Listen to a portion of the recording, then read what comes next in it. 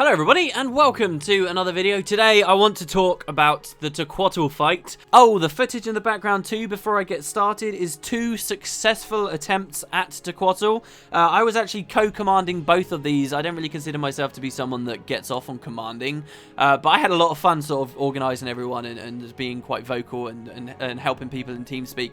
A lot of fun. We actually managed to get the boss down on 3 different occasions now. The first 2 of them you're about to see. We actually managed to bug the event in the first of those as well, but if you do the math, I think it is still a legit kill. Anyway, that's the footage. On the second one actually as well, I've got the wrong gear on. I've got Berserker gear, so I'm dying all over the place, and that's actually quite nice. It shows the difference between power, toughness, vitality gear, or cleric's gear as I've got, and Zerk gear, and how useless Zerk gear really is in that encounter. But anyway, that's the footage in the background. I put out sort of a speculative-ish video when it was first launched after my very first impressions, and now I want to update that. I want to talk about and do like a real kind of critique on the kind of content ArenaNet's now made for this game, and where I think it's good, where I think it's bad, and where I think it's ugly. And this is mostly because I think this is incredible content. I think this is like the best thing that has happened to Guild Wars 2, and I didn't even realize it would be the best thing to happen to Guild Wars 2 until finally it's in here. This is so incredible for me. It's brought back so much excitement about the game that's got nothing to do with the story in a way I never imagined it would. But at the same time, it's got a lot of things holding it back, and I think there is going to be a very large chunk of the community out there that just don't get to experience this content the way it should be experienced, and so that's a shame. I think there are some real barriers to fun that have come as a result of the way ArenaNet have implemented this. There's one thing ArenaNet always say. They say, we don't want you waiting around to have fun. I waited around to have fun on this encounter more than I feel like I ever did with Guild Wars 1. And there was a lot of that in Guild Wars 1. I'm probably stretching the truth a little bit there, but there's a lot of waiting around, doing nothing, and faffing about and irritating nonsense that you have to go through before you really get into this incredible experience. So, first, let me just go through the good. First of all, this is really rewarding without having anything to do with getting gear or gold or loot. For me personally, just before I filmed this video, I've just come from a Tequatl kill where we managed to defeat him with 6 seconds left on the clock, or maybe it was even 5 seconds left. It was really clutch, okay? As we killed him, and I was doing this as a person that had already killed him once today, so I wasn't going to get any rewards whatsoever. I'd already got my big chest, I'd already got my mini chest, I was getting nothing from this. But when we managed to kill him anyway with 6 seconds left, I, along with the other 80 or so people in TeamSpeak, roared with joy and excitement and happiness. And why did I do that? Because you get so enwrapped in overcoming this insurmountable challenge that you're elated just to have finished the content. It's what normal games give you, pleasure for completing something, even though it's not giving you some more money in-game or some exclusive skin, though that stuff is obviously available there. I think that alone, that one tiny change, something that's got me so excited and happy to do something even without rewarding me in a traditional MMO way, is a big sign for how different this content is to anything else ArenaNet's done, and that's a massive positive to me.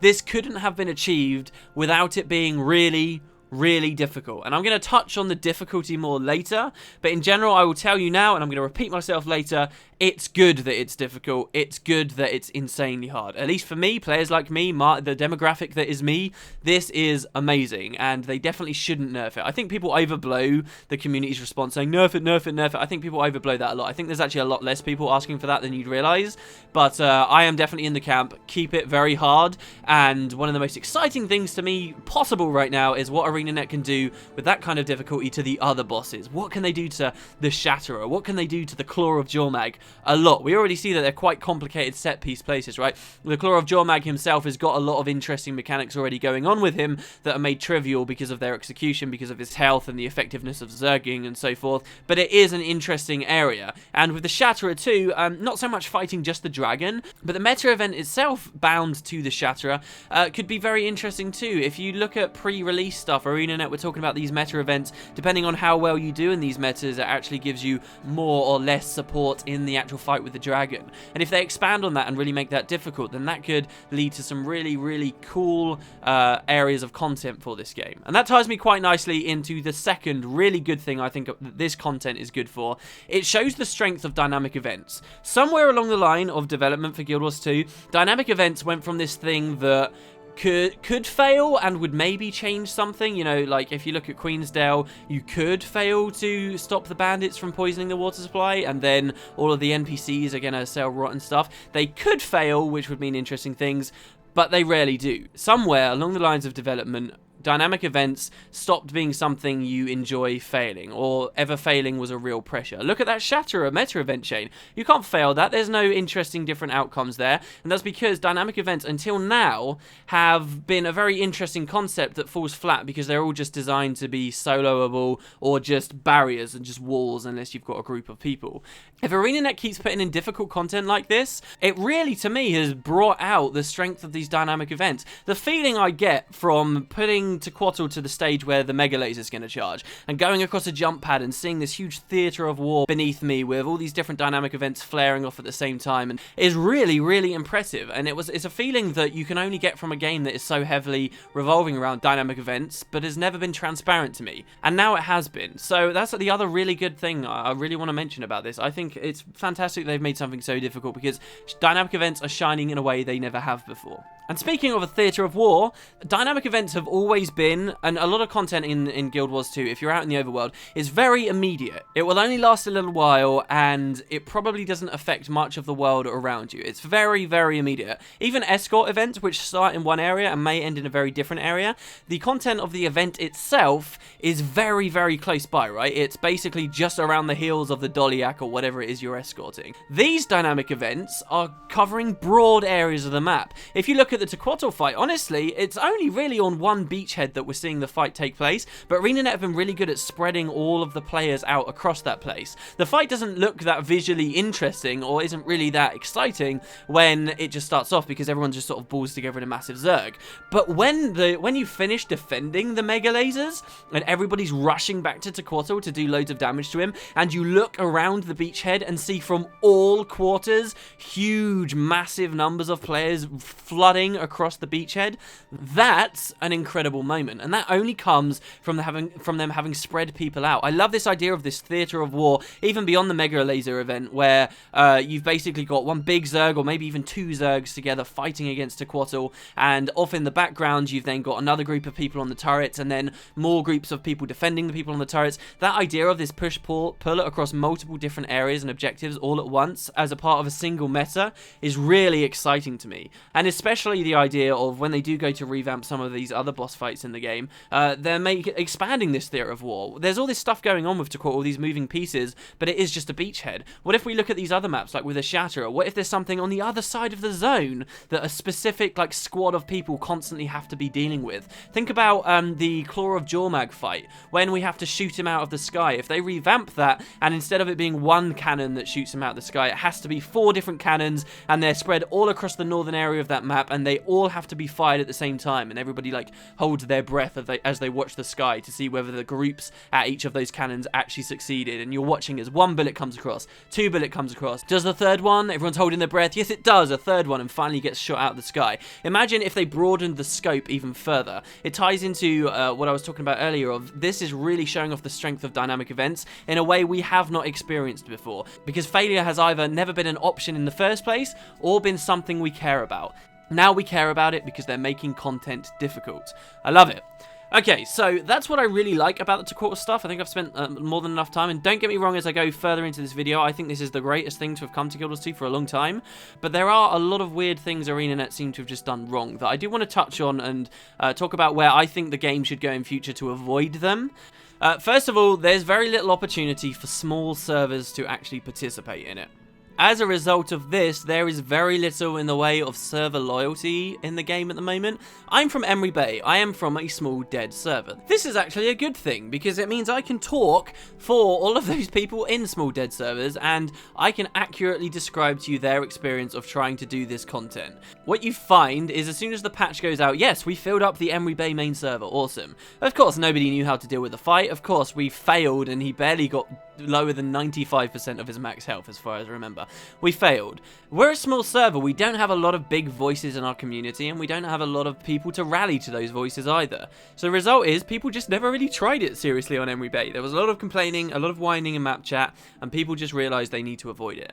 Then you hear, oh, Blackgate's managed to finish it. Blackgate was the world first to kill Tequatl. What does everyone do on Emery Bay and in all of these other small servers? And this would have been mirrored for EU as well, not just NA. They start guesting to the other server. Now, I think a lot of this is just going to happen by virtue of the fact this is very difficult content designed for hundreds of people, okay? If you've designed something that requires a lot of people and there aren't a lot of people, then obviously that's going to be an issue straight away. But I do think there's some really basic stuff ArenaNet should do for the future boss implementations and maybe even updating this guy. And that's mainly in the way that this boss spawns. The issue here is compounded by the fact nobody knows exactly when Tequatl spawned. They've still got this kind of random fluctuating respawn timer on him, and while I agree that that makes sense for dynamic events, general dynamic events around the world, to make it feel like a living world, I think having Tequatl on a solid timer is probably a lot smarter. Nobody really cares at this point when you're looking at such difficult content where people are scrutinizing every little mechanic, and the entire time they are aware they're playing a video game rather than trying to be immersed. I don't think anyone's really going to complain that it's not realistic because he comes back every single time when the clock strikes 12. Nobody's going to care. Having it as an actual regular spawn time is going to do a lot for those smaller servers to really rally around a specific opportunity to fight the boss. If we knew that Tequatl was going to spawn at 1 PM EST on Friday, maybe some of those commanders on Emery Bay and these other smaller servers could actually say, right, we are definitely going for this time. Everybody, please spread the word out. You know, they can put out a week in advance, and there is a lot more opportunity there to really rally people around and hopefully get something done. I think regular spawn timers are really important, and they are made 10 times worse by a lot of other issues, which I'm going to get into to do with the overflow system. Yes, I'm definitely going to be talking about overflows. But I'll get to that later. A regular spawn timer, why don't we have that? It doesn't make any sense to not have it. Definitely, I really think that's very, very, very important. The other thing I think that could alleviate this issue, but it's to be seen so far, is the LFG tool. This was in beta originally. Actually, everyone has access to the LFG tool right now, but we're just not seeing it used that much, dare I say. I'm not really seeing it used that much. That could help a lot as well. If people say, if I could put a post on the LFG tool in a week's time, we are going for this massive boss, and it actually allowed people to do stuff like that, again, we would see there's a lot more opportunity to fight these big dangerous bosses that require a lot of people. I don't think small servers are doomed to never being able to participate in the content, but there's not enough regularity and facilitation for that in game right now, and we'll see how much the LFG tool helps. So far I see that apparently it only throws you in with 5 other people, and that's not going to be very useful at all. It does have a living world section, but we'll see. The other thing I found just kind of bad, not really bad, but kind of bad about the way they designed this is the implementation of the achievements. If they have designed such difficult content, which is a beautiful, beautiful thing to behold, such difficult content that like doesn't seem to scale at all, that they just say flat out, right, we are going to design this for the max possible Zerg. There is no such thing as over-Zerging this event, right? They're making it this difficult. They cannot have achievements that allow just the odd person to wander off and do their own thing. Walking around behind Tequatl is not useful to anyone ever, right? And in a serious attempt to take that dude down, if somebody dares to go for the tail flail achievement, they're going to get called out, they're going to get shouted at and given nasty names, quite unfairly. They're just trying to get achievements for themselves. And the problem here isn't that the player wants an achievement, and the problem isn't necessarily that the Zerg's upset that this player isn't doing their part. The problem is that the achievement exists in the first place. Tail flail was just really oddly designed, and that's not even the worst of them all. ArenaNet, if people haven't played Tequatl, okay, there's a moment where you damage him to a certain threshold and he flies off. As he flies off, he sucks some players underwater. At the same time as well, loads of mobs are going to spawn against multiple objectives a long way away that you have to defend, okay? So when Tequatl flies off, you want to swim out of that water as quickly as possible and go defend the objectives. So ArenaNet gave us an achievement where instead of swimming out of this water, which is killing you by the way, you instead swim down and faff about in the pitch dark to try and find a hidden treasure down there. Why? Why? I kind of get that it's sort of a fun-sounding achievement. It's like, oh, there's some hidden treasure in this interesting place we designed.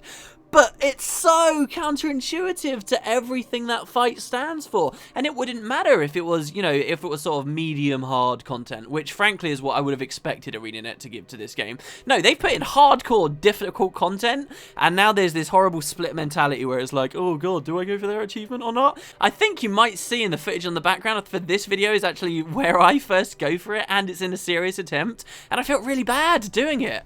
Very, very oddly designed achievement, and they got to be careful of that stuff. You know, it doesn't take a genius to see that this is going to be a troublesome achievement. I totally understand and respect that they want to add a variety of achievements to the boss to really spruce up the fight, to incentivize people to come more, and yeah, these are quirky, cool ideas for achievements. I totally understand that, but I think the price you pay for adding stuff that is counterintuitive to succeeding at the fight is much higher than what you gain from just adding some kooky achievements. I really think just be careful with it, rein it in. I generally don't like the developers to be really conservative about every tiny thing. I like, you know, quirks and weird stuff, but this is one place where I would say if you're making hardcore content, then do add that little bit of conservativeness to it, I guess. There's another thing, I said it doesn't take a genius to figure it out. You know, I can understand why they would add another achievement, which is, oh, you get some achievement points if you get on a turret. And they've designed that one well. I mean, this one, instead of them saying, oh, you get an achievement for shooting Tequatl with a turret and there's only 6 available and you only need 6 players and you don't want people shouting and fighting each other. Instead of doing that, they just say, oh, all you got to do is get on the turret, you get the achievement instantly, and then you can get off and let people doing their thing do their thing. You know, they were smart about that one, and I'd like to see them continue being smart about it. It's just some of those achievements kind of bad, but it's not like a terrible thing about the fight. Alright, so let's look at the ugly, and it ties back into this whole idea of small servers can't participate in the content. Overflows are completely messed up, need to be fixed, need to be removed, need to be refined, need to be something, because overflows don't work, okay? If you're making content like this, content that encourages the pressure, the full force of an entire server's worth of people into a single zone, you need to change the overflow system. I understand that originally when the game was in development, they didn't want to add sort of a district-ish system like they did with Guild Wars 1 because they didn't want to split too many people up. You know, districts in Guild Wars 1 meant that a lot of people, even though they were in the same map, in the same area, playing in the same time zone, they were all online, they were still split up because, hey, you can only have so many people in a district and there's all the different regions available, blah, blah, blah. They didn't want that with Guild Wars 2. They just saw overflows as this thing people would sometimes be in at really peak hours, would probably be really significant at the launch of the game, but otherwise would die away, and they didn't need too much peripheral support for them. I understand that that's how overflows were probably originally viewed. You gotta look at them again, though, because overflows don't work anymore. Here's what overflows are currently doing. Here's your average experience. Here's my experience, okay? Oh, Emery Bay can't do this. Right, I will guess somewhere else. Who's been doing it? Oh, Blackgate's been doing it. Awesome. So I'll go to Blackgate. Sweet. Guest over. Awesome. Oh, this is a great feature. I love that I can guess. That's really cool. Okay, right. So now I need to get into Blackgate main. It's full. Okay, that's fine. I'm in an overflow. That's fine. I can just wait, and the overflows put me in a queue, just like with World vs. World. When that pop-up comes up, I can click travel, and there we go. Nice and fair and perfectly smart. But that's not how it works, because I click travel, and then I'm in another overflow. Oh, that's a bit weird, I think to myself. Oh, well, I'll just wait and see whether I'm still in a queue. Ah, yes, I am still in a queue. It's given me another pop-up. Awesome, let's travel. Oh, I'm in another overflow. Repeat maybe 6 more times, and then finally I hit travel, and it gives me a network error, completely kicks me out of the queue altogether, and I'm stuck in some random overflow where nobody's got any coordination, because this is just a melting pot of random people from all over North America. And overflows have a bad reputation in the first place for not being able to do this kind of content. Great, so now I'm stuck in no man's land, and I can't do anything. What's my option here? Well, I can hit character select and try and do it all again. This needs to be fixed. I know it's just a bug and you shouldn't really go on about it. I'm sure that they know that that's a bug, but that is a big problem with the content as it currently stands, because it means that the only way I can get into Blackgate is go into their TeamSpeak, find a character name, whisper them in game and say, hey, can I get a party? Manage to party up with someone in the main server, and then spend the next 1 to 2 hours zoning in and out of the doorway, hoping that I get lucky and ping the server just at the same moment as somebody else has unfortunately unfortunately disconnected and will have to do it for themselves. And then I can luck my way in. And yay, I'm finally in, but there's always that opportunity that my friend who only logged in 5 minutes ago can also luck their way in. And I'm slowly raging and losing my mind because I've been doing it for 2 hours and he's just slipped in and he's not a nice enough guy to let me have his spot. And even if he was a nice enough guy to let me have his spot, someone else might snipe the position anyway. What my recommendation would be is not just remove these bugs, okay? That's pretty obvious. I think that overflows are currently an ungraceful solution, but they would be far more graceful if they were treated more like districts. Let's face it, they're going to be a part of the game. We have to assume that if the limit of players that could potentially be on one map could be increased, then it would have been increased already. And let's also assume that even if that could happen, ArenaNet don't want to spend all this time now going back and rebalancing Tequatl again and all this other difficult content to not be completely outzerged. I mean, let's face it, right now we've got, what, a 200-man limit on a map? Maybe a little bit less. And if they suddenly up all of the maps to 600, then all this effort they've put into making the jungle worm not die in a second flat is going to be made moot again, because there's just going to be 600 people, not 200 people beating on its face. It's going to create a lot of problems. So let's assume they can't do that. They have to stick with overflows. Make them into a full part of the Guild Wars 2 experience. For people that don't know, Guild Wars 1 basically had overflows, but you could at any time click a drop-down box that would list every single overflow in existence. If ArenaNet give us that option back, then it means people don't have to spend ages zoning around all the time, and we can have real organized, decent runs in overflows very easily. Another prime issue that I had with fighting Tequatl was we were in an overflow, we'd set up the whole Zerg, everybody knew what they were doing, we had everyone set up on all the turrets, all the turret defenders, every profession knew the best skills that they could be using. We're waiting for Tequatl to spawn, and then a patch hits. And oh dear, now people are panicking. Yes, they can stay in game for the next hour, but they don't realise that. They're logging out to reset their patch, and then they log back in and they think, oh god, how do I get back into that overflow? Turns out they can't. So everyone has to end up leaving that map and then faffing about trying to get in. Everything I'm talking about is boring and annoying, and it's waiting around to have fun. If Tequatl had regular spawn patterns, and if overflows weren't completely balked, we could say, okay, we're going to kill them at 12 o'clock, I'll see you guys then. 12 o'clock, I log in, I go to the right overflow, awesome, let's do it. I'm not waiting around to have fun all these hours. I've just been sat there in Sparkfly Fen waiting for the boss to spawn because I can't lose my spot in the server. Oh man, and I almost forgot too, another huge thing on this topic is AFK players sitting about in overflows filling them up. There's nothing worse than trying to set up a fight versus Tequatl in an overflow, which is what I've been doing a lot, and finding that the server is already half full of people who aren't even playing right now. They're just waiting, trying to gamble the queues, trying to get into the main server. It's really, really difficult to figure out how many players are actually there, how many people are listening in VoIP and so forth, when half the server is already full. I think going to a Guild Wars 1-ish system with the districts that actually allowed you to just find a mostly blank overflow would alleviate this issue quite a lot. But also, I think players should just be kicked for being inactive the more full an overflow gets. If you're in a server that's teeming with people and loads of people want to come in, there should be some method of scaling how long you can stay AFK before the game tries to kick you. We already know that that's a possibility. Look at Sanctum Sprint. Sanctum Sprint, you'll usually finish sprinting and then you have to wait for like 60 seconds or something, maybe longer, 2 full minutes, 3 minutes for everyone else to finish running.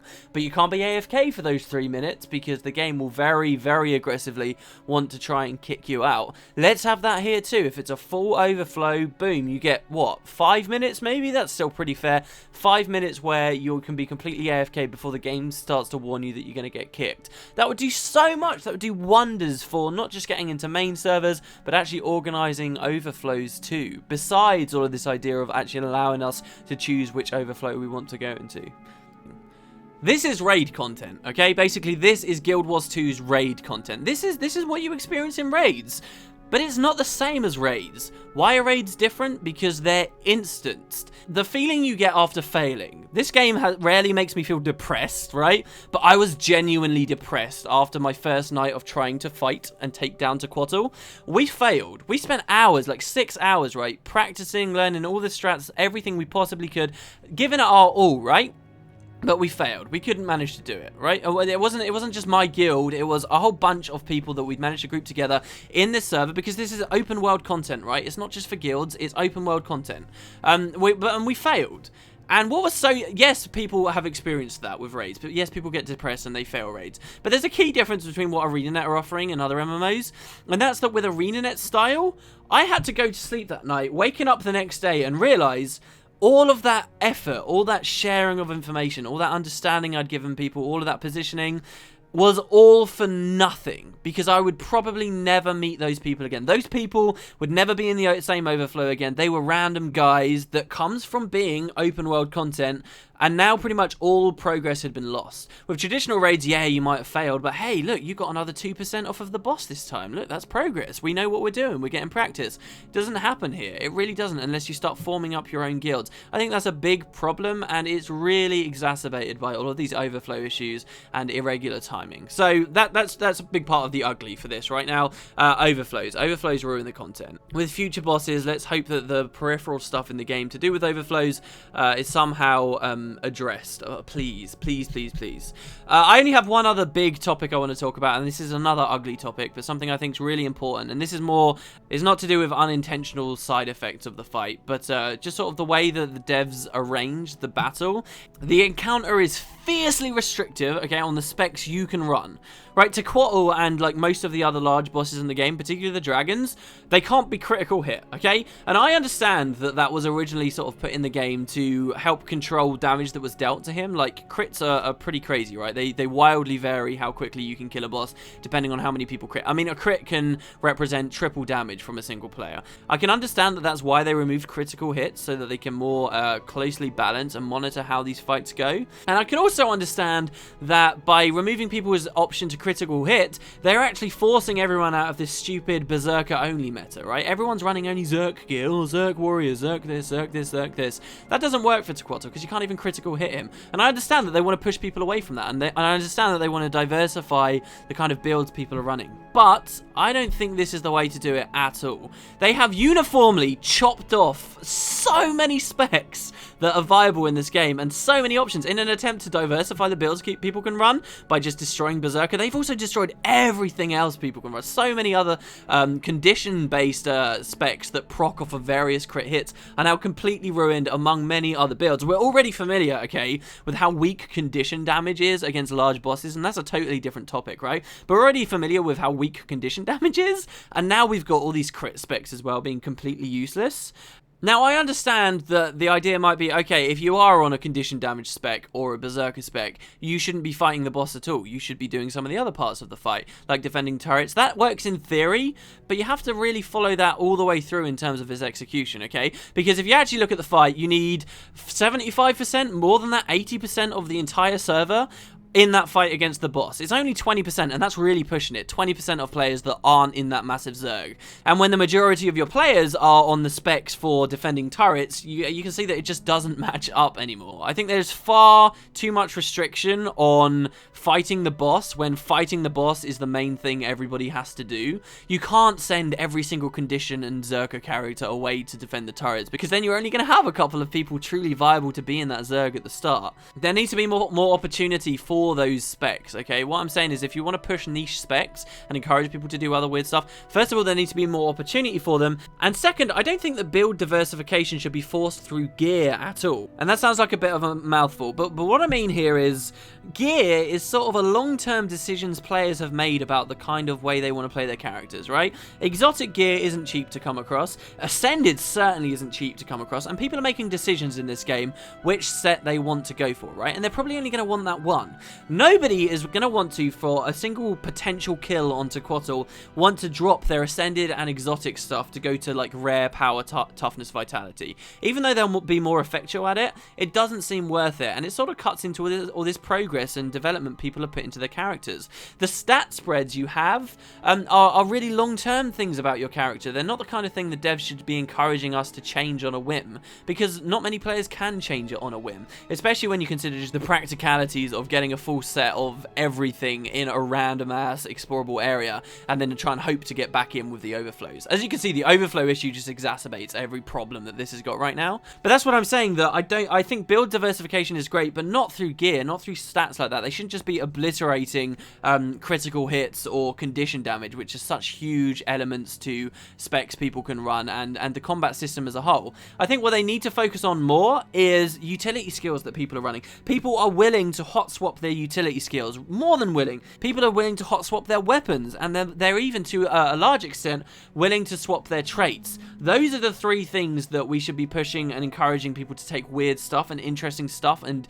different stuff for these boss fights, rather than just nuking stat combinations and making ascended gear that people have spent months and months and months working on completely redundant. I think what ArenaNet will see as well from such difficult content, people do resort to weird strategies. The elementalist conjure weapons have come forward in a massive way recently, just because people are beginning to realise how strong some of the abilities are on the ice bow and the conjure greatsword. And that's great. I love that we're seeing these different and niche abilities being used in this specific fight, but that hasn't come from the fact that we can't crit this boss. That's come from the fact we have to do a lot of damage very quickly to the boss. What I think with future boss encounters, I'd just like to see them have a look at some of those more niche utility skills, weapon capabilities, and trait lines, and see what they can squeeze out of those, rather than nuking whole stat spreads. And of course, I go off on that entire tangent there on the assumption that they knew they were nuking stat spreads. What if they didn't even consider, oh, this character's a structure, so it can't be crit? Maybe they didn't even consider that.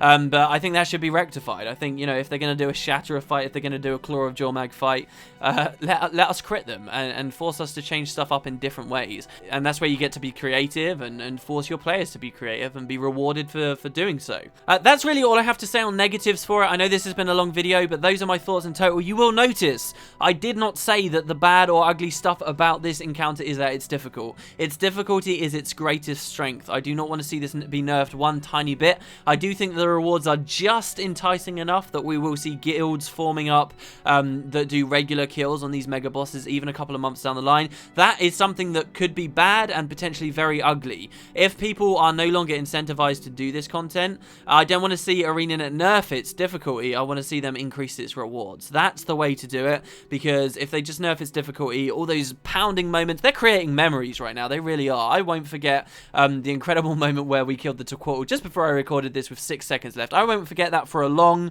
long time. If they find people don't want to do this in a month's time, don't nerf the difficulty, improve the rewards, make people more incentivized to go for this content. And I think you will see many people are thankful for it in the future. This is the kind of stuff in a couple of years people will say, oh, do you remember doing Tequatl when he first came out? And sort of getting misty-eyed. This is exactly what the game needs, really defining moments. I appreciate many of you watching this video could be in that boat where you've not even tried it, and I think, as I say, that's barriers to entry to do with the overflow system and the irregularity of the way he spawns. ArenaNet addressed that, and everyone that hasn't played him yet can do so in a really competitive and interesting way too, I would hope to think. But that's my experience, guys. I've loved it. I really have. I didn't realise there was this massive hole in this game, and, you know, stupidly so. Many people have known for a long time that Guild Wars 2 needs this really difficult stuff. And I didn't realise it for myself how much I would enjoy this, and I have to an incredible degree. I wanted to share it with you guys. So thanks very much for watching, and I will see you next time.